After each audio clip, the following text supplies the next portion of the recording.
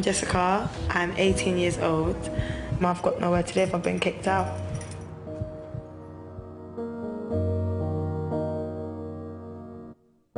Basically, I had an argument with my mum and she kicked me out. Tried to reason with her, but she was like, she's stubborn, we're both really stubborn people. So I just went to the council and told them I was homeless. I was 16. They put me through to a woman and she wasn't nice at all. Like, I know she was doing her job, and I know, like, I realise now, but at the time obviously I didn't know, because like I say, a lot of people think it's cool to live in a hostel.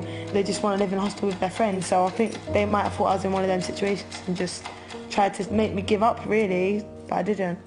They made me sit in there for like the whole day, and then they just said they have to house me. I mean, they argued about it, and then they eventually put me in Hall Place, but not for good, just till they could go through my case.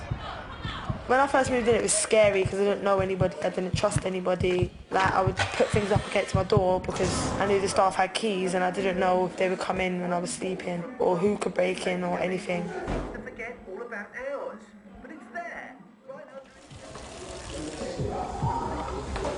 under. Like, you had shared kitchens and shared bathrooms, but the kitchens, I mean, they had cleaners, but visitors would do things during the day, so come night time you couldn't really eat because they only cleaned in the morning.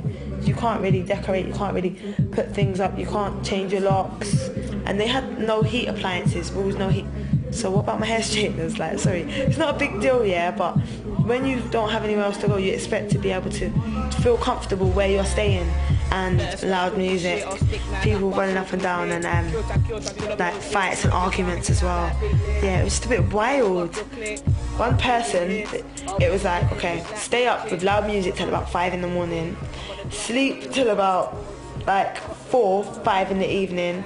There was nothing for them to do, really. Because there ain't really enough money all the time. You have to go back to that little box room. Felt like a prison in there. In Gosport, it's £45, £50 a week. Out of that, you got to pay like £10 rent, food for the week, travel if you don't get free travel.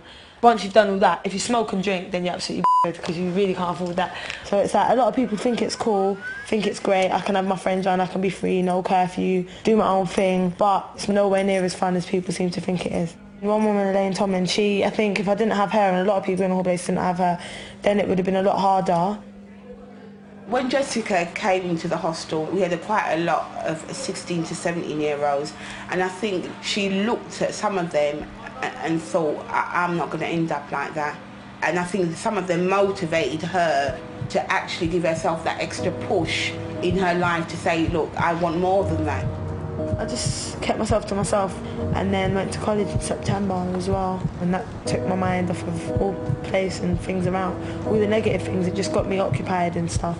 I just about passed my course last year, the way I was constantly upset and things I was going through, so hopefully I can put my head down this year.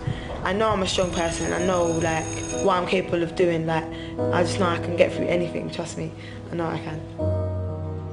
My advice to people that are thinking of leaving home is, if you've got the time or opportunity to plan your move, then plan it, make sure you're ready, make sure it's the right decision, because if you jump into the deep end you can end up in my situation, and take that from me, that's the last place you want to be.